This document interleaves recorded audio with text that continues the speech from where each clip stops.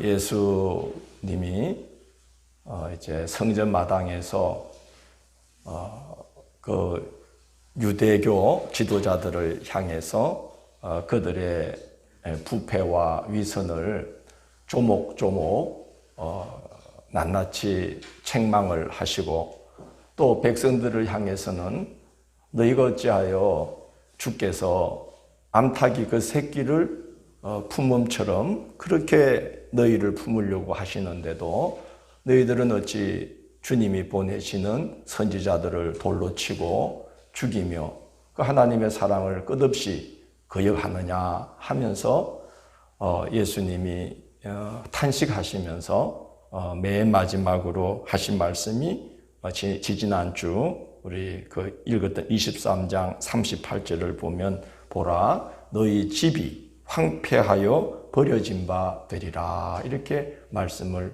하셨습니다. 이 말씀은 이제 예루살렘 성전도 황폐해질 뿐만 아니라 이스라엘 전체가 멸망을 해서 하나님께 버려진 것과 같이 된다 하는 말씀인데, 아마 제자들은 예수님이 그 심각한 말씀을 하시는데도 그게 잘 와닿지 않거나 귀뜸으로 들었거나 믿어지지 않았던 것 같아요. 오늘 24장 1절을 보면 이제 예수님이 그 말씀을 마치시고 성전으로 나오십니다. 성전에서 나오셔서 이제 가시는 중에 성전이 이렇게 다 한눈에 보이는 그런 지점에 이르러자 제자들이 예수님께, 선생님, 저 성전 한번 보십시오. 저 돌들을 보십시오. 저 아름답게 가꾸어진 저 귀한 성전을 보십시오 하고 예수님께 이야기를 한 겁니다. 그 말은 당신이 아까 너희 집이 황폐하여 버려진 바 되리라고 하셨는데, 저렇게 튼튼한 성전이, 저렇게 어마어마하게 지은 성전이 어떻게 무너지며 저 성전이 있는데 어떻게 이스라엘이 무너집니까? 하고 이제 말을 한 것과 같지요. 그럴 수밖에 없었을 것입니다. 왜냐하면 그 예루살렘 성전은 헤롯 대왕이 기원전 19년부터 짓기 시작해서 기원 후 약 75년 정도까지, 거의 80년에 걸쳐서 계속 정축을 했어요. 이 헤롯 대왕이 에돔, 즉 이둠의 출신으로 로마를 등에 업고 유대를 장악하게 되었기 때문에 늘 그게 약점이어서 유대 백성들의 환심을 얻기 위해서 유대 백성들이 가장 아끼는 것 뭐겠어요? 성전을 아주 화려하고 크게 이제 짓기 시작해서 약 80년 동안. 그래서 예수님 지금 이 말씀하실 때는 성전 건축을 하고 지금 50년째예요. 그게 얼마나 어마어마하게 지었다는 거겠습니까? 자료에 의하면 그 예루살렘 성전, 헤롯이 지은 예루살렘 성전은 주춧돌 중에 어느 주춧돌 하나는 길이가 11m, 그리고 높이가 4m, 그리고 두께가 6m. 오늘도 뭐 전혀 안 놀라실 거라고 저는 감이 안 잡히시죠? 길이가 11m, 높이가 4m, 두께가 6m라면요. 우리 교회 저 다용도 다목적실로 쓰는 컨테이너가 길이가 7m, 폭이 두께가 3.5m, 높이가 2m예요. 자, 이제 이해가 되십니까? 어느 정도인지 이해가 되시죠? 그 어마어마한 주춧돌 하나가 우리 컨테이너보다 컸다는 거예요. 그러니까 당연히 예수님께서 보라 너희 집이 황폐하여 지리라 하신 이 말씀이 제자들은 전혀 마음에 와닿지 않아서 사실은 선생님한테, 예수님한테, 아니 선생님 한번 보세요. 당신 말씀이 우리 안 믿어집니다. 저 성전의 건물, 저 돌을, 저 견고한 어마어마한 성전을 보십시오. 저게 무너진다는 것은 말이 안 됩니다. 그런 거예요.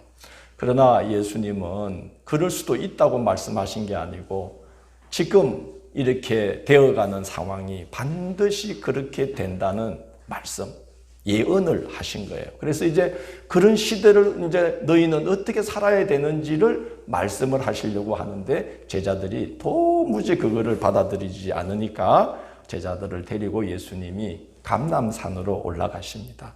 이 감람산은 그리 높지는 않지만 예루살렘에서 약 동쪽으로 1km 정도 떨어져 있는 곳인데 그리 높지는 않지만 올라가면은 그 이스라엘 예루살렘 전경이 한눈에 다 보여요. 그래서 그 감람나무가 많다, 올리브 나무가 많다 그래서 그 산의 이름이 감람산, 올리브산이에요. 지금도 거기 가면 아주 오래된 고목이 된 올리브 나무들이 많이 있고 지금은 거기 산마루에 탁 올라가면은 무슬림 사람들이 세운 황금돔 사원, 이게 지붕이 둥그렇게 황금으로 되어 있는 황금돔 사원이 이렇게 시내 한가운데 있고 예루살렘 전경이 지금도 다 보여요.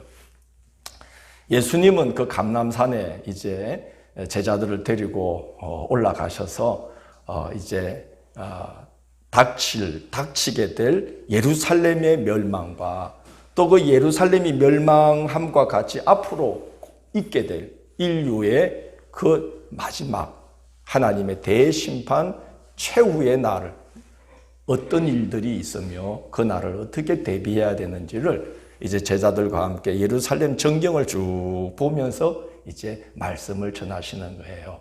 무슨 교육을 하고 계시냐면 시청각 교육을 하고 계신 거죠. 저 성읍들이 그렇게 된단다 하면서 이제 말씀을 하고 있는 것입니다.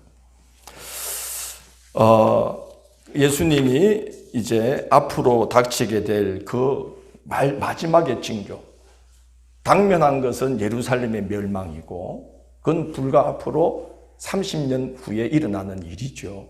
그리고 그것이 예고편처럼 보여주는 맨 마지막 인류의 마지막 대종말의 날은 어떤 징조들이 일어날 것인지를 예수님이 먼저 말씀을 하십니다. 첫 번째는 자칭 그리스도라 하는 사람들이 많이 나타나서 사람들을 미혹한다. 그렇게 말씀을 합니다. 24절을 보면 거짓 그리스도들과 거짓 선지자들이 일어나 큰 표적과 기사를 보여 할 수만 있으면 어떤 자들도 미혹하리라? 택하신 자들도 미혹하리라 그랬어요. 그러니까 말세가 되면은 거짓 선지자들이 일어나고 자칭 그리스도라 하는 자들이 많이 일어나서 사람들을 그 표적과 기사까지 기적도 일으키면서 사람들을 미혹해서 택한 백성들도 그냥 넘어가 버릴 수밖에 없도록 만드는 일들이 일어난다는 거예요. 실제로 예수님 오시기 전후로 많은 자칭 그리스도라는 자들이 일어났어요. 여러분은 사도행전 5장 36절 37절을 읽어보셨기 때문에 아실 겁니다. 그때 유대교 당국자들이 사도들을 붙잡아서 죽이려고 했어요. 왜 하냐면 너무나 많은 사람들이 교회로 입교했기 때문에 자기들의 위치가 불안해져 가지고 사도들을 죽여야 되겠다 그랬을 때에 율법 교사 중에 아주 유명한 바울의 선생이었던 가말리엘이 일어나서 그냥 두는 게 낫다. 저 일이 옛날에 더다나 유다가 일어나서 사람들을 미혹했다가 더다와 유다가 죽자 사람들이 다 흩어져 버린 것처럼 사람으로 말미암은 것 같으면, 말하자면 그가 정말 자칭 그리스도라면은 예수가 죽지 않았냐? 그러면 이 무리들이 다 없어질 거다. 더다와 유다가 일어났을 때와 똑같아질 테니까 그냥 두고 지켜보는 게 낫지 않겠냐? 그렇게 말하는 대목이 사도행전 5장 36절 37절에 나와요. 보셨죠? 집에 가서 한번 보십시오. 그러니까 자칭 그리스도라는 사람들이, 더다나 유다 같은 사람들이 예수님 전후로 많이 있었다는 거예요. 실제로도 예수님 예루살렘이 멸망하게 될 때에, 그때에 자칭 그리스도라 하는 이가 갈릴리에서 나와가지고 백성들을 충동하는 바람에 백성들이 로마에 항거하다가 로마의 티투스 장군이 기원 후 70년에 예수님 이 말씀하시고 약 30년 후에 로마 대군을 이끌고 들어와서 예루살렘을 불태워버리는데, 유대 역사가 요세푸스가 유대 전쟁사라는 책을 썼어요. 거기에 보면은 그 참혹한 장면을 기록해 놓았는데 그 마지막 대목이 뭐냐 하면은 저곳에 그렇게 엄청난 도시가 서 있었다는 그 흔적조차 사람들이 상상할 수 없을 정도로 지금 예루살렘이 불타면서 모든 것이 잿더미가 되고 있다라고 이제 기록을 해 놓습니다. 자칭 그리스도로 인해서 사람들이 미혹당하여 예루살렘이 멸망하게 된 계기가 또 된 것입니다. 마지막이 가까울수록 사회가 혼란해지고 미혹하는 것들이 많습니다. 그래서 여러분 미혹하는 영에 이끌리지 않도록 건강하고 균형 잡힌 신앙으로 잘 무장되어 계시기를 부탁드립니다. 미혹의 영에 이끌리면 분별력을 잃어버려요. 또 특별히 이 미혹하는 자들은 얼마나 그 미혹의 영이 강한지 어떤 자라도 넘어뜨려요? 오늘 읽었잖아요. 어떤 자라도? 택한 자라도 넘어뜨릴 정도의 어마어마한 그런 미혹의 영이 작동을 하는 거예요. 그래서 우리가 보면 아니 저 이단에 대학 교수도 있는데요. 목사님 저 사람들은 바보라서 저기 갔을까요? 여러분 대학 교수도요. 미혹의 영을 당할 수 있을까요? 대학 교수라는 사람들, 요즘 박사라는 분들은 다 그렇지는 않겠지만 자기 전문 분야만 박사지 종합적인 사고를 잘 못해요. 그러니까 미혹당하면 다 넘어가는 거예요. 이번에 이만희가 구속 상태에서 풀려나가지고는 조직을 강화하는 차원에서 전국의 신천지 신도들에게 시험을 치기로 했다는 거예요. 그래서 지금 신천지 신도들이 시험 공부하느라고 난리랍니다. 왜냐하면 핵심 멤버에서 알짜 멤버에서 제외되지 않으려고 배제당하지 않으려고 죽기 살기로 그 엉터리 같은 교리. 저는 딱 보니까 이게 정상적인 사고를 하는 사람이라면 이 신천지가 너무나 엉터리라는 게 대부분의 교리에 나타나는데 지금 신천지 신도들은 그 엉터리 교리를 달달달 외워서 시험 준비를 하고 있다고 그래요. 알짜 멤버에서 뭐 되지 않으려고? 제외되지 않으려고 그렇게 공부를 한다는 거예요. 왜 그럴까요? 왜 그런 엉터리 같은 거를 죽기 살기로 외우고 있을까요? 뭐 당하는 거죠? 미혹당해서 그러는 거예요. 이게 말세의 징조들인 겁니다. 사람들이 다 미혹을 당하는 거예요. 세상에 참 부러워 죽겠어. 엉터리를 갖고도 그리 해도 막 미혹당해서 죽기 살기로 시험 공부를 한대. 나는 하나님의 진리를 가지고 막 목 터져라 외쳐도 잘 안 듣는데 뭐 가서 배하든지 해야지 말이야.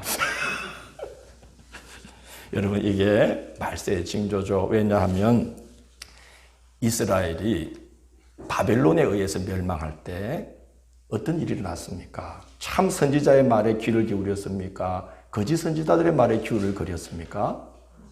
다 거짓 선지자들의 말에 귀를 기울였죠.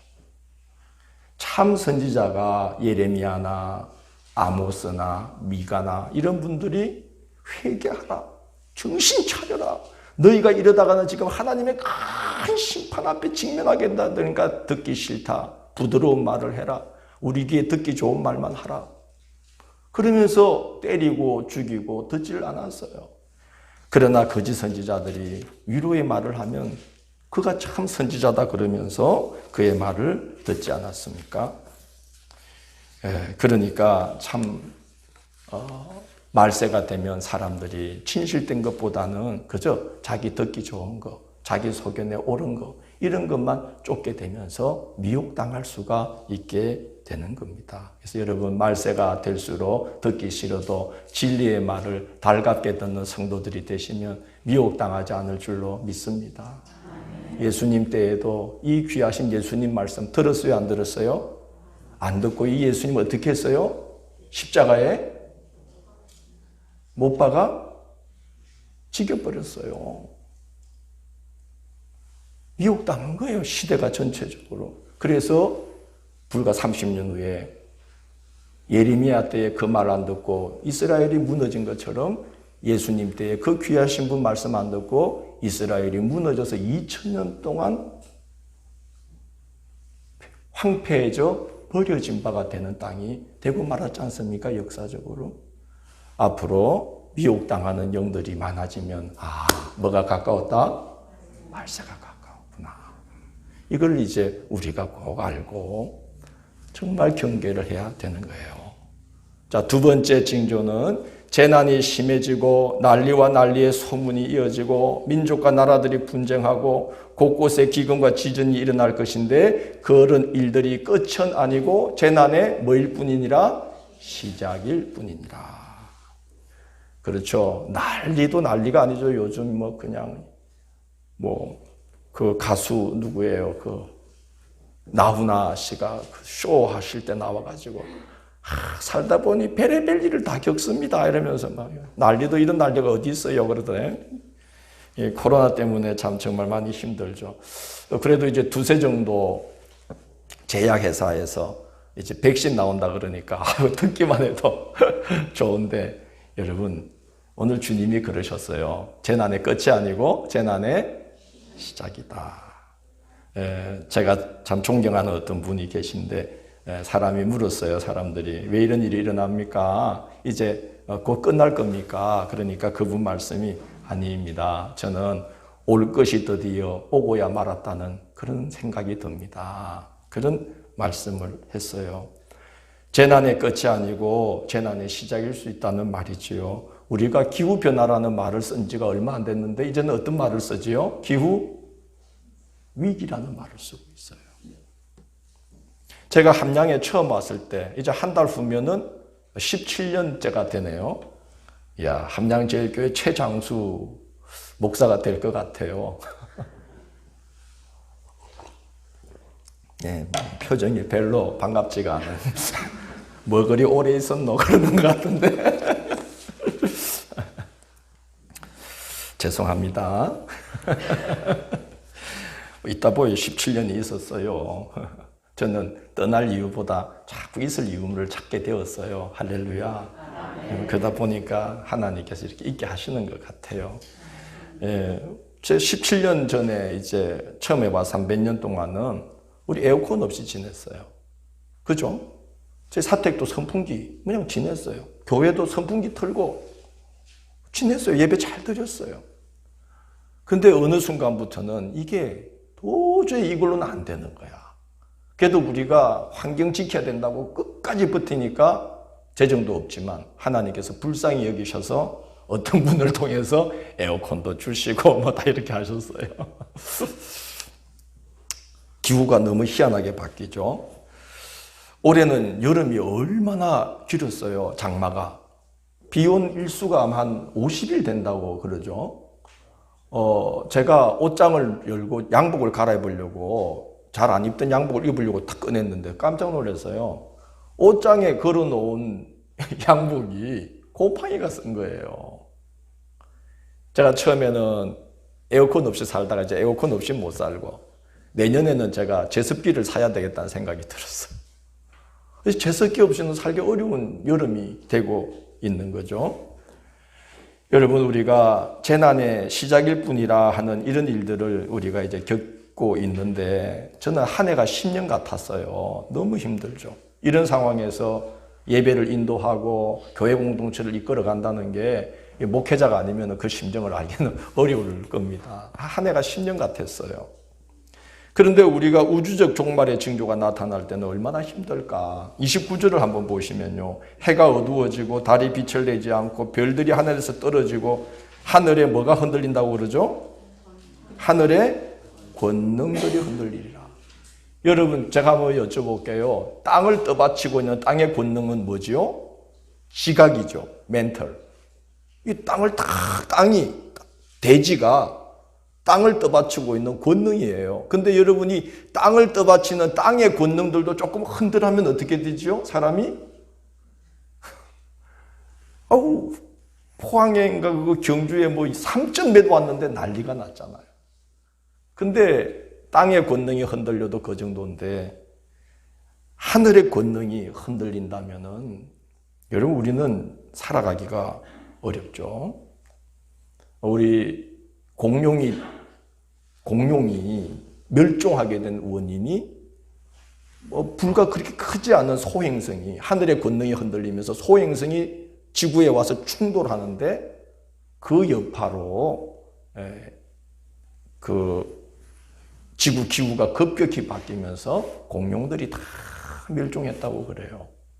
여러분, 하늘의 권능들이 흔들린다는 이 말을 우리는 그런가 보다 하지만, 여러분 성경이 말하면 안 믿어지시겠지만 스티븐 호킹 박사라고 있어요. 아시죠? 그 휠체어에 타고 계신 그 박사가 죽으면서 그런 말 했어요. 앞으로 200년 안에 인류가 계속 그 존재를 이어가려면 200년 안에 다른 행성을 찾아서 떠나야만 할 것이다 라고 예고를 했어요. 이제 그런 시대로 우리가 들어가고 있다. 재난과 난리와 난리의 소문, 환경이 급격히 변화되면 사람들이 살 곳을 찾아 이동하면서 기후 난민이 생기면서 분쟁이 일어나게 되고 난리와 난리가 일어나고 양식이 없어지고 이 지구가 굉장히 혼란스러운 상황에 들어갈 수밖에 없는 시대가 이제 다가오고 있다. 그게 두 번째 징조라는 거죠. 세 번째는 불법이 성하고 많은 사람의 뭐가 식어진다고 그러죠? 사랑이 식어진다. 여러분, 저는 이 코로나가 말이죠. 아마 내년에는 종식될 거라고는 보지만 우리의 정서나 이런 걸 굉장히 많이 흔들어 놨어요. 여러분, 사람 가까이 오는 거 좋아요, 싫어요? 부담돼요, 부담 안 돼요? 부담돼요. 요즘 저보고 신방 오라는 분이 없어요. 가면 부담돼. 사람을 자꾸 멀리하게 되는 거예요. 이런 게 우리 삶에 굉장히 영향을 미쳐요. 아이고, 집사님 커피 한잔 하고 가. 여기 앉아서 조금 교제 나누다가. 그래도 막 뒤도 안 돌아보고 가시는 분들도 있어요. 왜냐하면 그 어쩔 수 없어요. 불안하니까. 우리의 이런 삶의 환경들이 바뀌면서 많은 사람들의 마음이 닫혀지게 되고, 이런 일들이 이제 앞으로 계속 이어지면 많은 사람의 뭐가 식어질까요? 사랑이 식어질 수밖에 없을 겁니다. 예수님은 이제 그런 말씀합니다. 불법이 성하고 사랑이 점점 식어질 것이다. 불법이 성행하다 못해서 오늘 15절을 보면 하나님께 속한 것들까지도 거룩함을 잃어버리게 되는, 멸망에 가정한 것이 거룩한 곳에 서게 되는 이런 일들이 일어나면, 거룩한 것까지도 훼손되는 일들이 일어나면 이제 마지막에 가까운 줄 알아야 된다. 여러분, 물론 다니엘이 이 말을 했을 때, 이 말을 하고 나서 약 한 100년 후에 헬라 제국의 에피파네스 4세가 들어와서 예루살렘 성전에다가 제우스 신상을 세우고 돼지 고기로 제물을 바치는 일이 일어났어요. 거룩함이 훼손됐죠. 예수님 시대가 이 말씀하시고 불과 30년 후에 티투스 장군이 들어와서 황제의 얼굴이 그려져 있는 로마의 깃발을 성전에다가 딱 꽂고 거기다 경배하고 성전에 들어가게 했어요. 거룩한 곳이 훼손되는 거예요. 사람들이 거룩한 것을 이제 우습게 여기게 되는 거예요. 그게 말세의 징조다. 그렇게 이제 말씀을 하고 있습니다. 예수님 때에도 다니엘 때에도 그랬지만 세계 말에 이르면은, 종말에 이르면은 세상의 불법이 너무나 성행한다는 거예요. 여러분, 요즘은 여야를 불문하고 지도층 인사들에게서 드러나는 편법, 불법을 우리가 보지 않습니까? 여당이 야당을 공격하는 거 보면 야당 다 나쁜 놈 같아. 근데 또 야당이 여당 공격하는 거 보면 여당 다 나쁜 놈 같아. 보면은 그 지도자들 그 가족 사이에 비리가 없는 집이 없는 것 같아요. 불법이 성행하다 보니까 어지간한 것은 불법으로 쳐주지도 않고 뭘 그런 걸 갖고 트집을 잡느냐 하는 식이 되어버리고 있어요. 저는 그렇게 생각합니다. 세상은 그럴 수도 있어요. 언제나 그랬으니까요. 그러나 여러분, 세상이 그럴지라도 절대 그러지 말아야 될 곳이 있지 않습니까? 어디예요? 어디예요? 교회, 사찰, 성당, 이런 거룩함을 추구하는 종교기관들, 그러면 안 되죠. 국회의원들 그럴 수 있어요. 근데 누구는 그러면 안 돼요? 목사님들은 그러면 안 돼. 이번에 보니까 혜민 스님이라고 뉴스가 나왔더군요. 목사님들은 마음에 안 들면 님자 빼버리면 되는데, 불러도 되잖아. 김성률 목사 이러면 되는데, 선임들은 해민서 이러기도 어렵고. 그래서 야, 저 사람들은 무슨 짓을 해도 님자를 붙여야 되는구나. 서 그러기가 너무 어려운 거야. 그래서 뭐 뉴스에서도 해민서 그러지 않고 해민스님이 이렇게 나오더라고요. 무소유가 아니라 풀소유다. 집이 어마어마한 집이 강남 청담동인지 삼성동이에요. 참 제가 분야를 잘못 택한 것 같아. 뭐 저는 부럽지가 않고 안타까웠어요. 왜 그럴까요, 여러분? 개인의 문제가 아니라고 저는 판단해요. 불법이 성하다 보니까 그런 불법이 자리 잡지 말아야 될 부분, 곧 이 신앙의 영역, 종교의 영역까지도 함께 이 세상과 비슷하게 부패해지다 보니까 성직자들이 스스로 자기를 검열하는 기준이 예전보다 너무나 전체적으로 낮아져 버린 거예요. 옛날에 저희 아버님 시대 목사님들, 저는 늘 어릴 때 아버님 친구분들이 저희 교회에 놀러 오시면 목사님들이 둘러앉아서 같이 밥 먹으면서 하는 이야기가 금식하는 이야기, 생식하는 이야기, 어느 기도원 가서 기도한 이야기, 어느 산에 올라가서 산기도하다가 주님 만난 이야기, 뭐 그런 이야기들을 하셨어요. 그래서 저는 어릴 때 늘 그런 분위기에서 컸어요. 아, 목사님들은 당연히 그런 줄 알았죠. 근데 요즘은 좀 달라진 것 같아요. 그런 어떤 보편적인 기준이 너무 낮아져 버린 거예요. 그래서 요즘은 저도 누가 어떤 일을 했다, 뭐 어떤 걸 저질렀다 그러면 뭐 그럴 수도 있지 뭐. 내 스스로가 자기 검열하는 기준이 이미 낮춰져 있는 거예요. 너무들 그러니까 내가 지금 여러분 실족할까 봐 다 일일이 말을 못 하는데, 너무 안타까운 현실은 한두 사람의 문제가 아니라 이 신앙의 세계가 스스로를 검열할 수 있는 자기 기준이 너무 낮아진 거예요. 그래서 해민 스님이, 그분이 이 정도는 내가 뭐 말해도 되겠지 하고 언론에 나와서 자기 생활을 노출한 건데, 그 정도로 자기들이 얼마나 부패해져 있는지를 모르는 거예요. 스스로가 모를 정도까지 왔다는 게 이번 사태의 본질이다. 저는 그렇게 봐요. 참 여러분, 안 그래도 말세에 있는 사람들이 사랑이 식어져서 강팍해지고 거룩한 곳에 불법이 성행하고, 그래서 거룩한 근위를 사람들이 인정케 되지 않는 그런 시대가 되어서 신앙의 세계를 핍박하게 되고 모욕하게 되고 예수 믿는다고 말하기도 힘들 정도로 모든 사람들에게 미움을 받게 된다고 말씀하셨는데, 그럼에도 불구하고 이 신앙의 세계가 세상만큼 타락해 버린다면은 우리가 얼마나 더 업신여김을 당하겠는가. 보니까 목사도 그렇고 교회 다닌다는 성도도 그렇고, 그런다면 사람들이 얼마나 더 이 세계를, 신앙의 세계를 업신여길까 하는 생각이 듭니다. 여러분, 성과 속의 구분이 모호해져 버린 세상은 반드시 하나님의 심판을 직면하게 됩니다. 예레미야 시대에, 아모스 시대에 이스라엘을 생각해 보십시오. 성과 속이 거의 구분이 안 되었어요. 무너졌습니다. 예수님 시대 23장 우리가 읽어봤잖아요. 그 시대의 종교 지도자들이 세속의 사람들보다 더 탐욕적이었습니다. 무너져 버렸잖아요. 우리 시대 어떻습니까? 지금 사람들이 거룩한 것에 대한 어떤 기대도, 어떤 존경도 아예 기대를 하지 않는 시대가 되었어요. 나는 굉장히 위험한 시대라고 봅니다. 역사적으로 경제가 어려워서 무너진 역사는 없어요. 부패해서 무너졌어요. 우리는 정말 오늘 주님이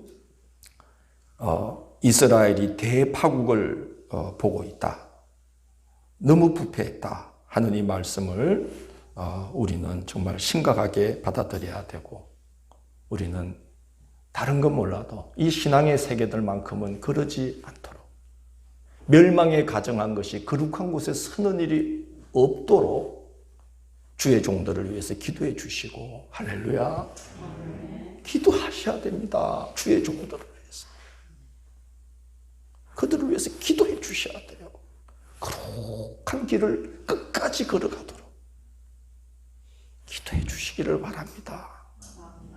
그리고 성도들, 우리가 서로를 위해서 기도해 주셔야 돼요. 우리는 이 말세에 무너져가는 신앙의 세계를 함께, 사람들이 허물어뜨리려고 하더라도 우리가 함께 손을 맞잡고 그 벽돌 한 장 한 장, 이 교회 공동체라는 이 신앙의 귀한 교회 공동체를 거룩하게 한 장 한 장을 계속 쌓아가야 되는, 무너뜨리면 또 쌓고 무너뜨리면 또 쌓고 쌓아가야 되는 이 하나님 나라의 동료요 전우라는 것을 아셔야 됩니다.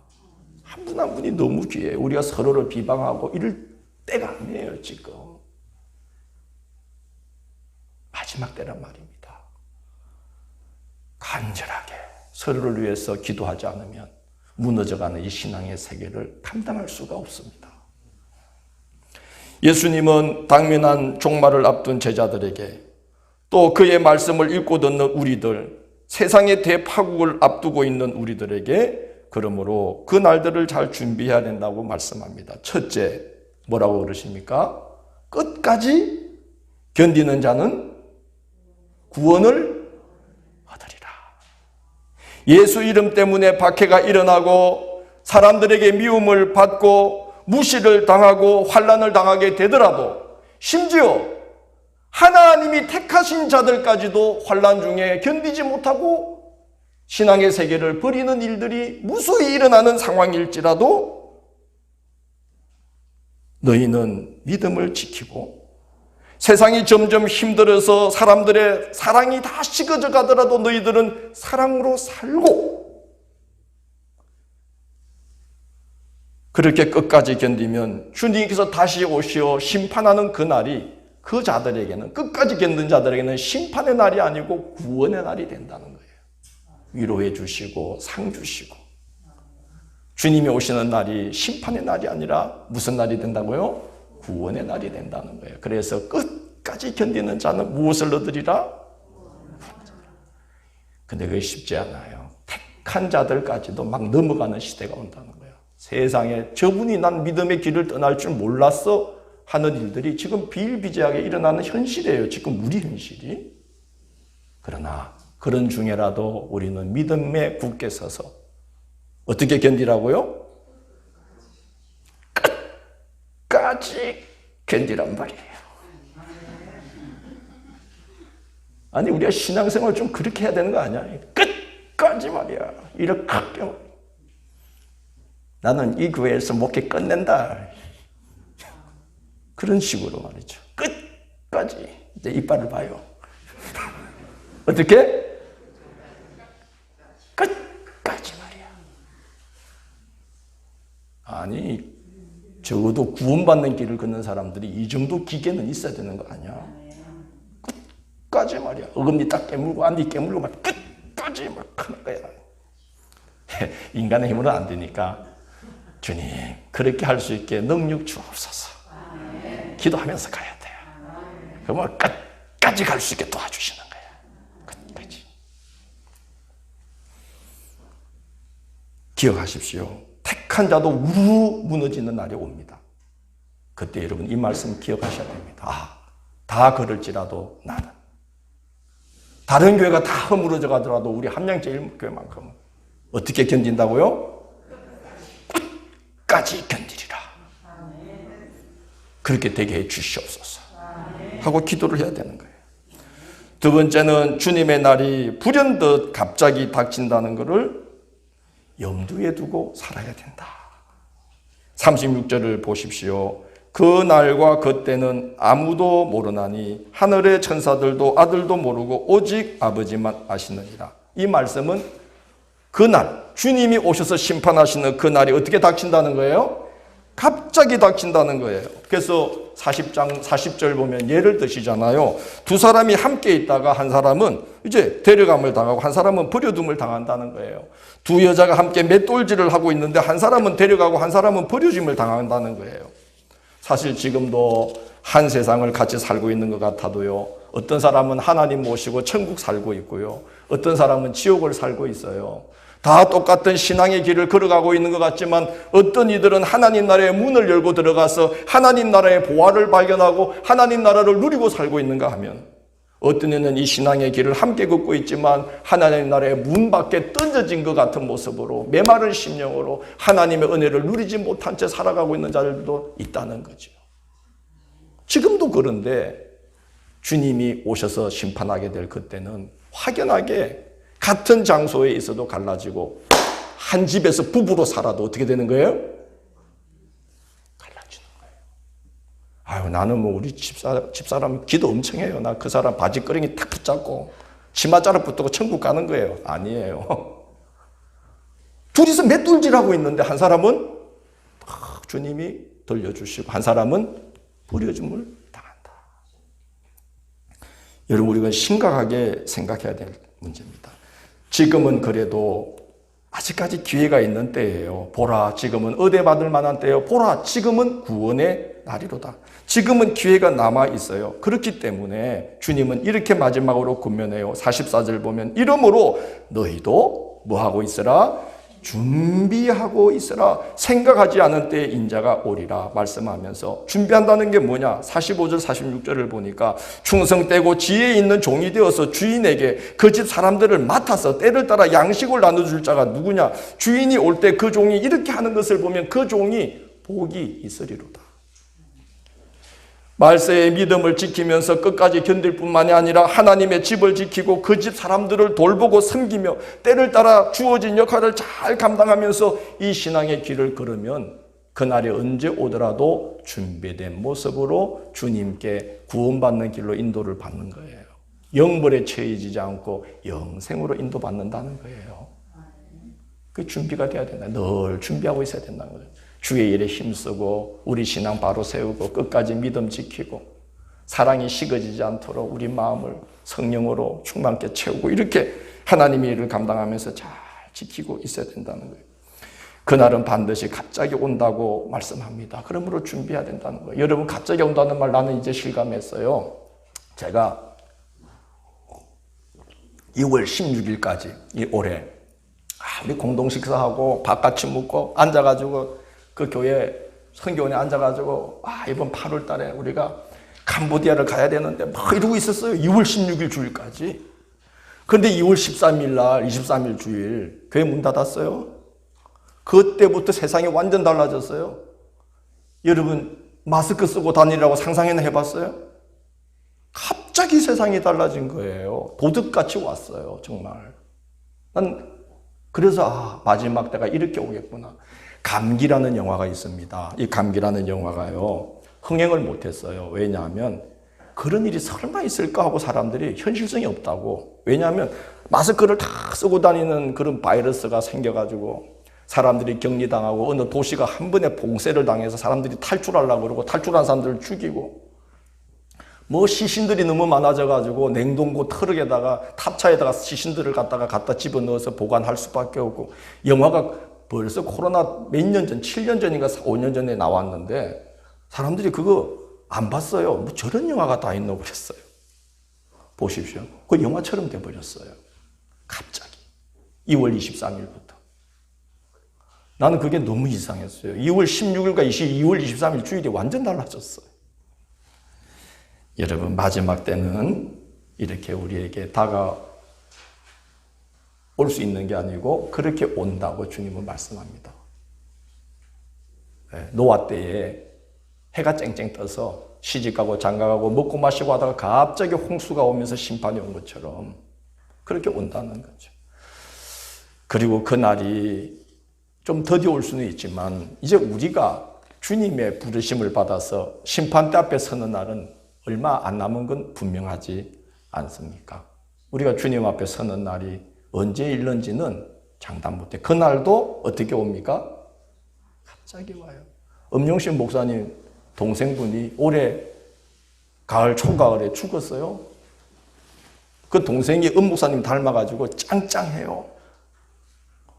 안나푸르나 뭐 히말라야 다니시고 저 스페인의 무슨 그 길, 산티아고 길 막 운동이랑 운동 못하는 거 없이 근데 집에서 청소기 이렇게 돌리다가 거실에서 푹 쓰러졌어요. 돌연사했어요. 이게 사람이에요. 부름받은 거죠. 주님이 오시는 건 더디 오실 수도 있겠지만 우리가 주님 앞에 부름받아 심판대 앞에 서는 건 언제일지 정말 보적같이 그날이 우리 앞에 딱 오는 거예요. 그렇기 때문에 여러분 우리가 세상 사는 재미에 빠져서 세월 다 보낸 일이 아니다는 걸 아셔야 됩니다. 잠깐 머무르다가 갈 이 인생인데 여러분 너무 염려, 걱정, 근심에 쌓여서 신앙이 자라지 못한 채 신앙의 꽃도 못 피운 채 열매도 없는 채 주님 앞에 섰을 때에 그저 한 달란트 손에 달랑 들고 주님 앞에 서는 일이 없도록 우리는 살아가야 되지 않겠습니까? 언제 부르실지 모르거든요. 기회가 많지 않아요. 기회가. 우리 권사님들도요. 10년 지나면 써달라 해도 안 써줘요. 은퇴야 70이면 감리교단은. 저도 12년 후면 끝이야. 더 있고 싶어도 못 있어요. 그 전에 데려갈 수도 있어요. 여러분 우리가 이렇게 막 살아갈 때가 아니다. 기억하십시오. 우리는 이 우주적 종말과 나의 마지막을 항상 코앞에 두고 살아가고 있기 때문에 이렇게 막 살면 안 되고 함께 합시다. 멈춰야 할 때 멈추고 끊어야 할 때 끊고 돌아서야 할 때 돌아서야 한다. 예, 그게 회개입니다. 멈춰야 할 때 멈추고 끊어야 할 때 끊고 돌아서야 할 때 돌아서고. 오늘 이스라엘은 돌아서야 할 때 돌아서지 못하니까 예수님도 돌이킬 수 없는 역사의 파국을 향해서 치닫고 말았어요. 이 신앙의 길은 누가 어떻게 해줄 수 있는 길이 아닙니다. 주님께서 피 흘려 열어주신 이 구원의 길은 내가 믿고 내가 붙들고 내가 애쓰면서 침노하려는 마음으로 다른 박질 쳐야만 구원을 받을 수 있는 길입니다. 누가 어떻게 해줄 수 있는 거 아니에요. 누구에게 핑계 댈 수도 없어요.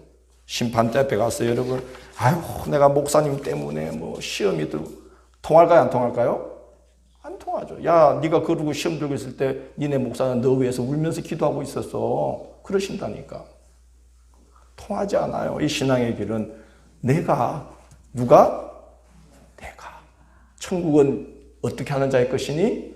침노하는 자의 것이니. 그리로 들어가려고 내가 막 애를 쓰면서 들어가야만 대파국의 날을 은혜의 날로 맞이할 수가 있는 거예요. 내가 기회가 많지도 않고 날이 많지도 않습니다.